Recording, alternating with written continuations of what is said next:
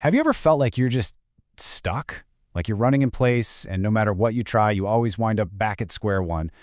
Well, today we're diving into an idea that's both simple and honestly life-changing. The key to changing your world isn't out there somewhere, it's right between your ears. We're going to unpack this powerful concept that you really do become what you think. So let's just jump right in with the big question. Is it really possible that your thoughts are literally sculpting the world you experience every day? That your reality is just a mirror reflecting your own inner conversation back at you? It's a huge idea for sure, and to really get our heads around it, we're going to follow a story. So, let's meet our guy. He's a young man, and he feels completely lost. Adrift, really. It feels like his life has no point, no direction, and he's just being pulled along by this current of negativity that he just can't seem to break free from. For starters, his school life was a mess. His grades were terrible. And those bad grades weren't just letters on a report card. For him, they were daily proof of what he already secretly believed about himself, that he just wasn't smart enough, that he was basically a failure. And it wasn't just happening at school. His social life was starting to crumble too. His friends were becoming more and more distant, and that just left him feeling totally isolated and more alone than he'd ever felt before. And here's the thing, all of these problems on the outside, they were all coming from one place on the inside.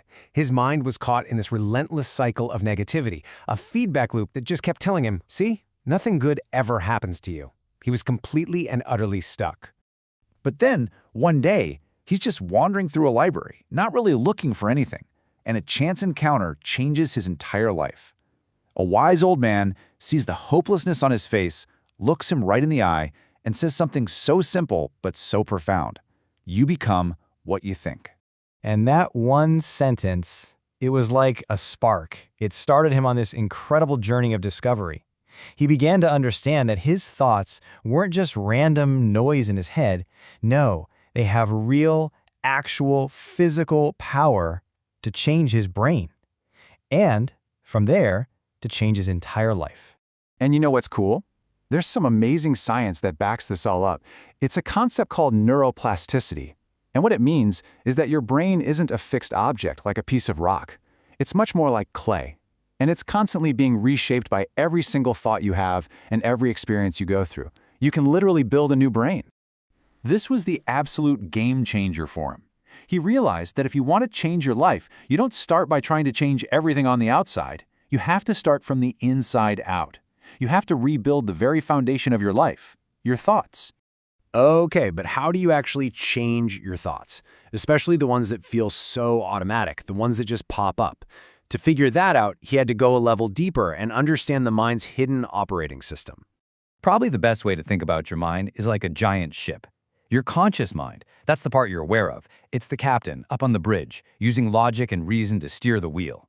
But your subconscious mind, that's the massive, powerful engine room down below deck, and it's running on pure autopilot. It's chugging along based on habits and beliefs that were programmed into it years and years ago, a lot of them from when you were a little kid. And that is what's really driving the ship. And here's just how powerful that engine room is. It basically acts like a filter for everything you experience. If its core programming says, I'm not good enough, then every single thing that happens to you gets passed through that filter. You won't just notice negativity, your brain will actively go out and look for evidence to prove that belief is true. So naturally, this led him to the next massive question on his journey. If this powerful hidden engine is running on all this old negative code, how in the world do you get down into the engine room and reprogram it? He found out there are 3 really practical tools to get access to that engine room. First up, affirmations. You can think of these as literally writing new lines of code for your subconscious. Second, visualization. This is where you create a mental movie of the life you want, making it so real and vivid that your brain actually starts to believe it's already happening. And third, meditation. This is the practice of quieting down that chattering captain on the bridge so you can get a direct line to the engine room. So he starts using these tools, and he starts to see real changes. But here's the thing, it wasn't some magic wand. He figured out pretty quickly that you can't always just slap a positive thought on top of a negative one and expect it to stick. He realized he needed some more advanced tools to deal with that stubborn, old programming. Because let's be real, even when you're really trying, those old negative thoughts don't just vanish into thin air. They're gonna pop up. They just do. So what do you do when that happens? He learned this really powerful technique called cognitive restructuring. It's a super simple 3-step reframe. First, you have to catch that negative thought as it happens. You identify it. Second, you challenge it. You put it on trial like a lawyer in a courtroom. Is there any real hard evidence that this belief is 100% true? And third, you consciously reframe it. You choose to see it in a way that actually empowers you. So here's what that actually looks like. That nagging voice that says, I can't do this, gets reframed into, I can learn how to do this. That deep feeling of, I'm not good enough, becomes, I'm capable of growth and improvement. And that paralyzing fear that says, I'm going to fail, gets transformed into, this is an opportunity to learn. See the shift? It's not about pretending problems don't exist. It's about choosing the most powerful perspective to view them from. Now this ties into a bigger idea that you've probably heard of, the law of attraction. A simple way to think about it is this. Your emotional state is like a radio tuner. When you're feeling positive emotions, joy, excitement, love, you're tuned into the frequency of positive opportunities. When you're stuck in doubt and fear, you're tuned into the frequency of obstacles. And one of the quickest ways to change the station? A simple daily gratitude practice. Seriously, it's a game changer. And the final piece of this whole puzzle for him was realizing this isn't just about feeling happy. There is a deep, unbreakable connection between what's happening in your mind and what's happening in your body. Think about this. It's been scientifically proven that constant negative thinking literally floods your body with stress hormones like cortisol, which physically wears you down over time.